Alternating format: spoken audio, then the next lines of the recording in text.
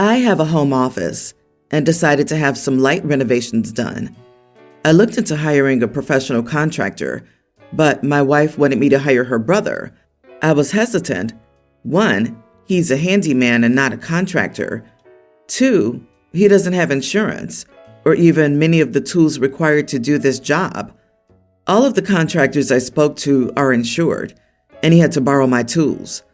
3, I had to pay him money up front to cover the cost of materials, while the contractors all had accounts with suppliers, so they didn't require any upfront money.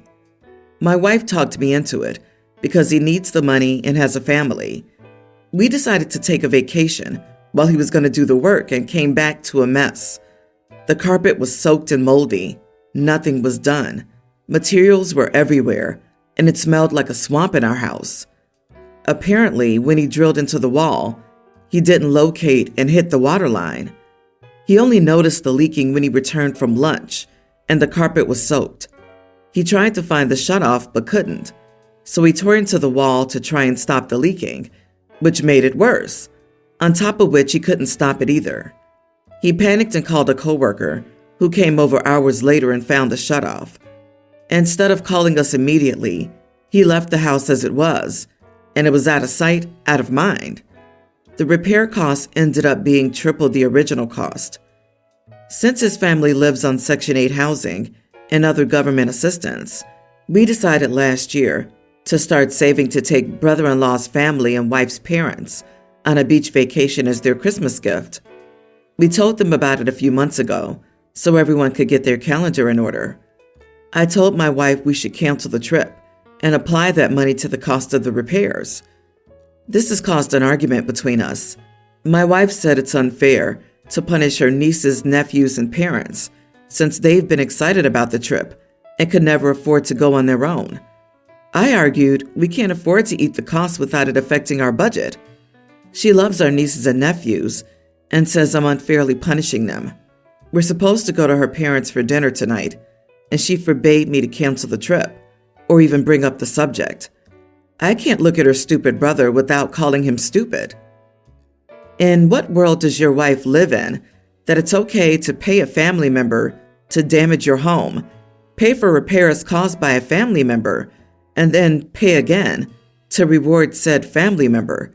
Tell everyone the truth, that the damage your brother-in-law caused means you can no longer afford to pay for the vacation. You aren't punishing them. You aren't suing and bankrupting him. It's solely that you'll still have to pay out of pocket to cover the damage he caused, and that means you can no longer afford it. You are not the idiot. Jesus. This is it, OP. Your wife loves your nieces and nephews. Does she not love you? You just got punished for her faith in her brother. She should be apologizing and helping you make up for the loss. You're being used as an ATM by your wife's family. The damage must be repaired, and your brother-in-law isn't competent enough to do it. You have the money saved, so you have to use it. Mold in a home is a serious problem. It sounds like her whole family is poor, and when you're the well-off sibling, you tend to feel obligations. I have to nip that crap with my wife all the time. It's pretty annoying.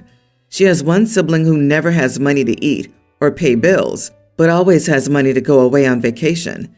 She had to learn that if they got money for vacations, then they didn't need money for bills. Sorry, dude. You have a wife problem. From the description, it sounds like more than $10,000 in damages, flooded floors left for a week, holes in the walls, etc. How about just postponing the trip for a year or two? Tell the family at dinner that it isn't in the budget this year due to the repair cost. You don't have to lay blame anywhere, though. Everyone will have their own opinion as to who's at fault. You have to fix your office. That's the priority. You shouldn't have to go into debt over a gift. Good luck. I, 21 male, am a twin. We can call my brother Matthew for anonymity's sake. To get ahead of some of the most commonly asked questions, we're identical. We do things in sync sometimes, but I don't know if it's any more common than two people who just spend a lot of time together and adopt each other's mannerisms. The twin intuition thing is real. We have 2 older brothers, and I love them, but I'm not as close to them as I am Matthew. We've never been away from each other for longer than maybe 3 days. We don't technically live together, but we stay in the same apartment building for college and often just fall asleep at each other's places. My girlfriend, 24, and I have been long distance for basically our entire relationship. I'm busy with school and music that me and Matthew work together. She lives about 2 hours away and is busy with her job and her grad program. To make a long, somewhat confusing explanation short, she's staying with me for the summer, working shorter hours remotely while she fulfills an in-person grad school requirement at the university I currently attend. Most of her grad program has been online, but this section is not. It's her capstone project, and doing it during the summer basically means she's doing it in double time, so she really has to buckle down and work. I get that. Still, the way she's been treating my brother isn't cool with me. She often rolls her eyes and shuts herself in our guest bedroom when she comes home and sees that he's over. We smoke together and screw around on our guitars together while we work on music, things she used to be fond of, but now seems to hate. The final straw came last week when I got a phone call while I was out of her freaking out. She had refused to let my brother in the apartment, so he used the key I'd given him, and she lost it. She said her boundaries weren't being respected and that I needed to kick him out. Instead, I told her she needed to leave.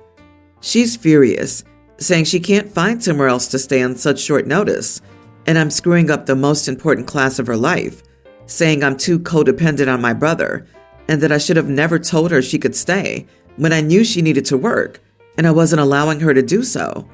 The dude legit has his own apartment in the same building. Why the heck is he harassing your girlfriend? Brother has no need to be in your apartment when you're not there, and you two can easily jam in his apartment to give her some privacy. You are the idiot, for you and your brother. Honestly, if I were the girlfriend, I would have felt completely unsafe. I'm really confused as to why they can't jam or smoke or whatever in his brother's apartment in the same building. It seems like the easiest solution to all of this, and not once did either of them seem to think about that as a remedy for giving this poor girl some space, as well as peace and quiet, to work on one of, if not the biggest hurdle of her college career. OP is completely clueless and an idiot. I have to wonder if OP really didn't want to have a girlfriend around for the summer, sharing his apartment, so he's subconsciously sabotaging her. Smoking, playing music, allowing brother to come over anytime even if he's not at home? That does not sound like someone who's even trying to be supportive of his girlfriend.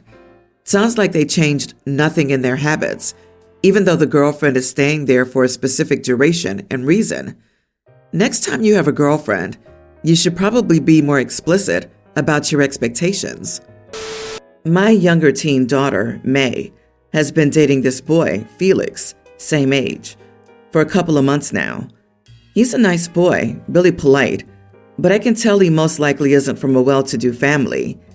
I don't have a problem with this, though, because as I said, he seems like a good person, and that's what counts. He was going to take my daughter out for ice cream earlier today, and while he was waiting for her to get ready, he asked me if he could have some peanut butter. I said, "Oh, don't you want to save room for the date?" But he explained he didn't have enough money to buy something for himself. He's always paid on their dates as far as I know. This poor kid was so hungry, I could hear his stomach growling. I offered to give him some money, but he said he wasn't allowed to accept cash. I then asked him if it'd be all right if I took him out for dinner with my daughter, and he called his mom, and she said it was okay. When May came downstairs, I told her the new plan. She was upset and thought it was lame that I'd be with them. I said I could just sit in the car and she could call me when it was time to pick up the check. But she was having none of it and said she was going to go out with some friends instead. It was a little embarrassing since she dumped him in front of me, but I moved on and asked Felix if he still wanted to go. He said yeah, so I took him to Wendy's. We had a good time, but when I told May where I'd been, she was furious. She accused me of liking her boyfriend romantically and that I shouldn't have gone on a date with him without her. I reminded her that I'd given her that option and she'd refused, but she said that didn't change anything and now she can't trust me with any of her boyfriends. I tried to tell her I was not interested in her boyfriend, but she just ran out of the room. I feel bad for her, but I don't think I did anything wrong. Am I the idiot? The family of my first serious boyfriend ended up feeding me a lot. They'd joke about whose turn it was to feed me. Life at home sucked, and it was an everyone fend for themselves for food thing. I wasn't allowed to have a job or license before I turned 18.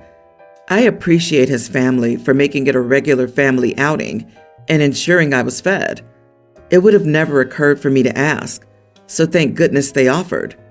OP, you are the greenest green flag that has ever flagged. You are not the idiot. Well, except for the parenting of her daughter. This kid is going hungry to pay for dates, and her daughter seems more worried about appearances. OP, it seems like you may be raising an idiot. You need to stop protecting her from the reality of life. I'm sorry, but she currently sounds so friggin' oblivious to the hardships of others and awful.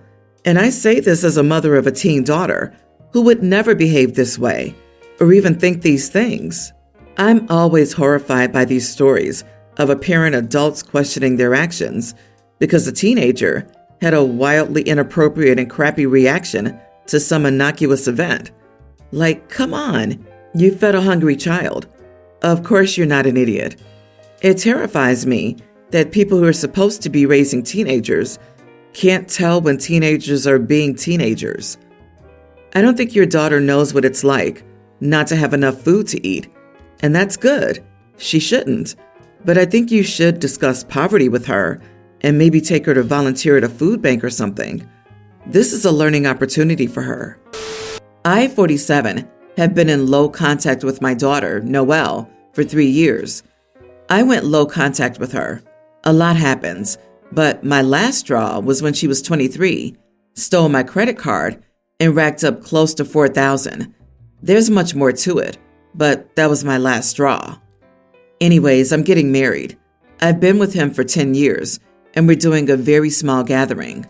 My other 2 kids and my grandma, so a total of 8 people. Noelle is better now, got her life together, and we're talking more often, but I didn't invite her. I don't trust her not to pull a stunt at the wedding. It got back to her, and she was mad.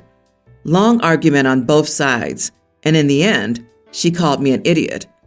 My kids are divided on this issue. I'm afraid she might get really intoxicated or try to get into an argument with a guest.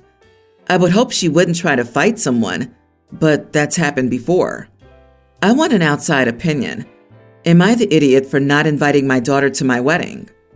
Not the idiot. You know your daughter, and the fact that your other kids are divided, meaning that some of them agree with not inviting her, you're justified in it. If a sibling also thinks their sister shouldn't be there, that's pretty damning. Rebuilding trust takes time, and if you aren't ready to have her at a high-stakes event, like a wedding, you have every right not to invite her. She broke your trust and had to work to rebuild it before you could fully invite her back into your life. You are the idiot, OP. Why do you think she'd pull a stunt? With one of the 8 people there? It's a low-key event with just close family. Presumably, they all know her and what had happened in the past. If you intend to ever repair this relationship, I feel like inviting her to your wedding is a step that would need to happen. If you're happy, never reconciling, do whatever you want. This is a fix-it-or-leave-it moment. Your wedding and your choice, but that choice will have long-term consequences. My father did not invite me to his second wedding as a child. He's surprised now that I've gone no contact with him since I turned 18 and was legally able to go no contact. It's been over a decade now. I know way too little about OP's life to judge this question, but she should know that this decision might end her relationship with her daughter forever. I, 32 female, have a niece, Laura, 18. When I'm traveling, I usually ask her to stay in my house and take care of my cats. She's sharing a room with her sister, Teen, at home, so she's always happy when she can have some privacy at my place. I always leave her groceries and some cash for emergencies, and she can do anything as long as the house is clean when I get home. The only ground rule is that she can only invite people over by letting me know, and she introduces them to me before any of her friends come over. Nothing formal, just to see who I'm letting into my house. We've never had a problem with that until now. I'm on vacation, and I got a call from my neighbor that he saw a stranger in my garden. I checked the security footage, and it turns out Laura's boyfriend, 25, Dan, whom I've never met, is there for at least 3 days. I called Laura to ask how she was doing. I also asked if she invited anyone over. She said no, without hesitation. I told her I saw Dan on camera. Radio silence. Then she ended the call. I called again, straight to voicemail. An hour later, she called me back, said that Dan had just quickly visited her, but it was no big deal because he's a good guy, so just enjoy my vacation, and ended the call again. Now she's supposed to go on vacation to my lake house for a week in August. After her call, I wrote a message that since she didn't stick to the rules, lied about it multiple times, and hasn't even apologized, she can't go to the lake house because I don't trust her to go there unsupervised. She called again, screaming, crying, calling me heartless, ungrateful witch, telling me I ruined her summer just because she didn't stick to my stupid petty rules, and she'll never do me a favor ever again. Since then, the whole family's been bombarding me with calls and texts about how I could treat Laura like this and why I have a lake house if I can't even let my niece use it. I tried to explain that everyone's allowed to go there as long as I know I can trust them. But Laura lost that now because she lied to me and still thinks she's done nothing wrong. If she had at least explained the situation and apologized when I first asked, I wouldn't have canceled her vacation. My mom thinks I'm right, and it's about time that Laura learns her actions have consequences. But most of the family still thinks I'm an idiot. So, am I the idiot here? Not the idiot. She knew the rules. She broke the rules. She was angry that she got caught breaking the rules. She's a teenager and having a very teenage reaction to the consequences of her own actions. She needs to learn to take responsibility. But I'd be making a list of those on Laura's side and banning them from the beach house, as they've proven they can't be trusted either. Yep, she absolutely was planning to bring Dave to the lake house too, and was not planning to introduce him first. I hope you have a security system there too, because I wouldn't put it past your niece to still try to go and break in. I wouldn't want a 25-year-old who's dating an 18-year-old alone at my lake house property. Sounds like a recipe for disaster, family drama aside. The relatives can let her stay at their lake houses if they feel like she deserves it because of family. Oh, they don't have lake houses to lend? Too bad. I honestly would have waited until I got home to tell her about her canceled vacation. She's in your home with your possessions, and most importantly, your cats. It scares me to imagine what she could do in her rage and disappointment. Even if she didn't destroy your property, she could accidentally let your cats out, right? Is no one else bothered that she's dating a 25-year-old? The age gap makes me suspicious that the niece may have also hidden a lot about her boyfriend from her family too, and is using OP's place to be far more serious with this guy than she would admit to. OP hadn't met the boyfriend. How much of the niece's parents met him? As for supposedly ruining the niece's vacation, well, she's probably ruining OP's vacation right now.